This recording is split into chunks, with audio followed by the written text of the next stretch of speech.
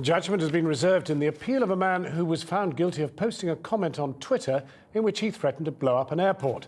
Paul Chambers, who now lives in Northern Ireland but comes from Doncaster, was at the High Court appeal today along with comedians Stephen Fry and Al Murray, who are supporting his cause.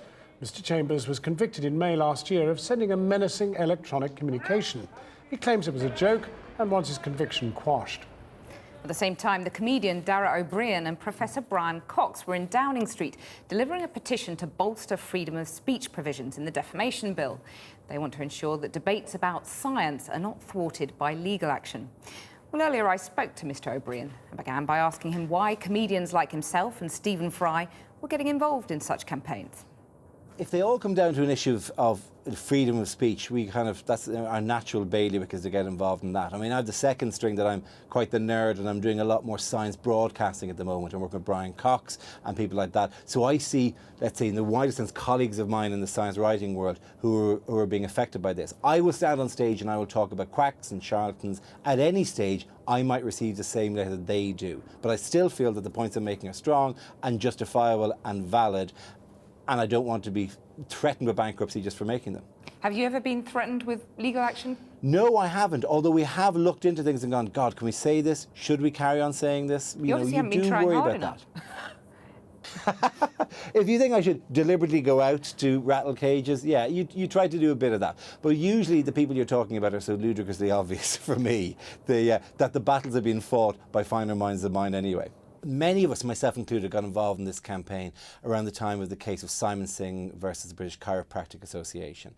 There were other cases that were called celebs at the time. Ben Goldacre, the author of Bad Science, was involved in a libel case with a man called Matthias Rath. These were all big cases that drew us in because of the obvious public interest, public health in this particular case, that there'd be a public defence interest in this. But none of them actually would be any better off with the bill as it stands. But isn't there something a bit constitutionally iffy about Parliament getting involved on behalf of bloggers, science writers, etc., trying to protect them from the consequences of libel law, when this really should be something for the courts to decide? Well, listen, the Parliament has to pass the legislation, and all we need in the legislation is that there be some element of a public defence put in, and then obviously it'll come to the courts. One of the key points is that there be a kind of a first point of contact. There'd be somebody who would step in right at the initial thing and go, there is a case or there isn't a case, this should proceed from here. Because a lot of these things, the problem with libel in this country has always been that the cost of it is so prohibitively high that it turns it into a game of poker, basically. But you mentioned the Simon Singh case there, though. I mean, if you look at that case, so he wrote an article criticising the British Chiropractic Association.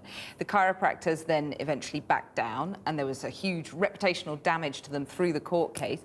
The law worked in that instance for Simon Singh, didn't it? It did indeed, and that cost Simon Singh somewhere in the region of £300,000 to £500,000. That much? I mean, I've seen 20,000. It was that much? No, it was that much. It was definitely a six-figure sum.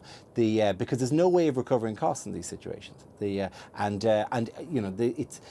that which makes it enormously difficult. We had a man talking today, an NHS chemist, who went onto a science website to discuss a private medical practice and a medical, let's say, how should we put this, a medical practice that had recommended treatments that are worthy of debate more than they're getting at the moment. Then he received a letter, and essentially the focus of that was to go, we will bankrupt you if you continue to talk about this. That is essentially the fear. And he spoke of the paralysis. He's going, I'm not going to blog again, I'm not going to write about public health issues again if I get the fear of being bankrupted by it. And the consequences of that are danger to public health, potentially? Absolutely. I mean, malicious falsehood is still covered. You can't deliberately go out and damage somebody's reputation without there being some basis. But if you're part of a responsible debate, particularly in issues of public health, then you should be allowed to publish and then the issues be debated.